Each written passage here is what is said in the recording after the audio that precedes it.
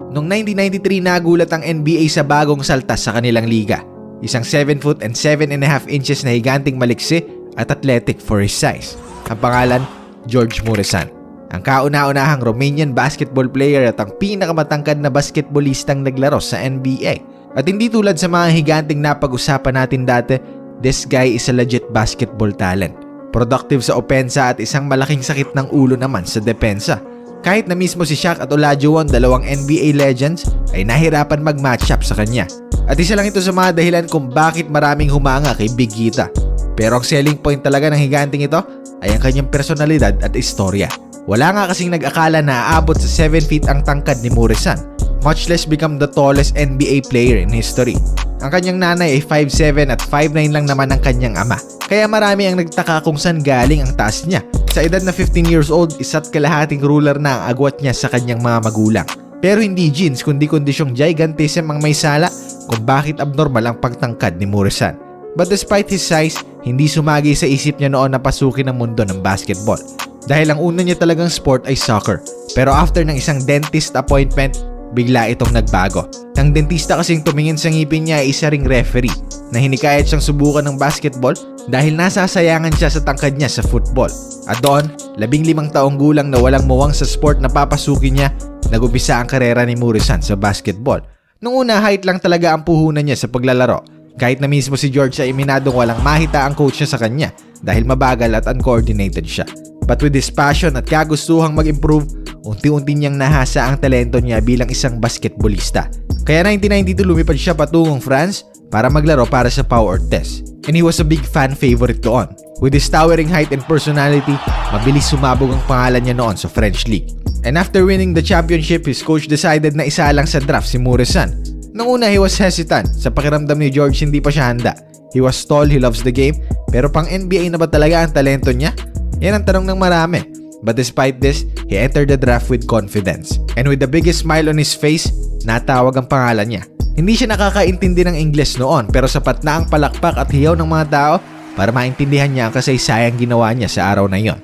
As the 38th overall pick ng Washington Bullets, he was the first ever Romanian basketball player at ang pinakamatangkad na manlalaro sa NBA hanggang ngayon. At hindi rin nagtagal bago siya makipagbakbakan sa pinakamalaking liga sa buong mundo. His first day doon was the hardest ayon sa kanya. Buong araw na training at conditioning, binatak talaga siya ng Bullets noon. But even sa sarili niya, alam niyang mahihirapan pa rin siya kahit na anong buhat na takbo niya.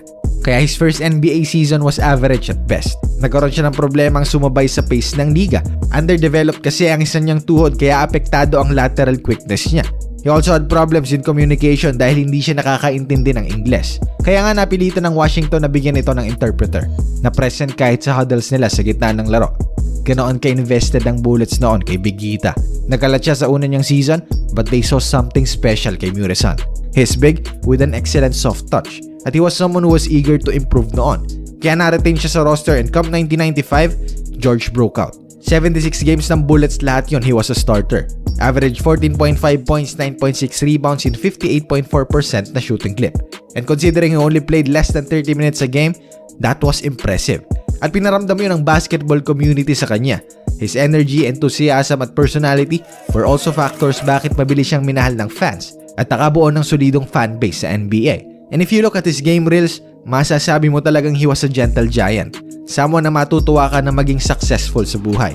At consensus yan sa lahat ng naging teammates at coach ni Big George. Kaya Muresan was having the time of his life noong 1995. At icing on the cake na nga nang mapanulunan pa niya ang most improved player noon.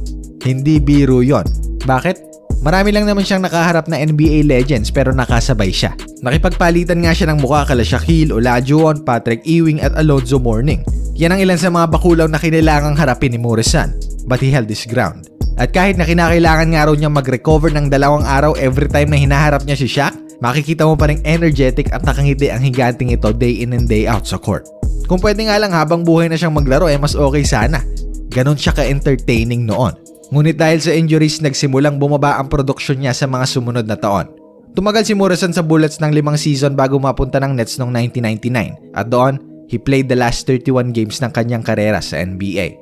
Ending his career with 9.8 points, 6.4 rebounds at 1.5 blocks in 307 games, shooting 57.3% from the field.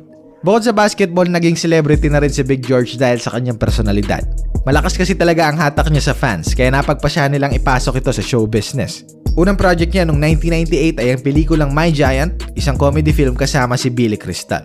At matapos nito, nagkaroon din siya ng cameo sa music video ni Eminem para sa My Name at lumabas din sa isang Snickers commercial. This proves my point na George Muresan was once a household name sa basketball at showbiz. His personality at energy was well received ng fans and evident yan every time na papasok siya sa loob ng court. He also had moments of greatness sa NBA at saksi sila Shaq, Olajuwon, Jordan at Rodman dyan.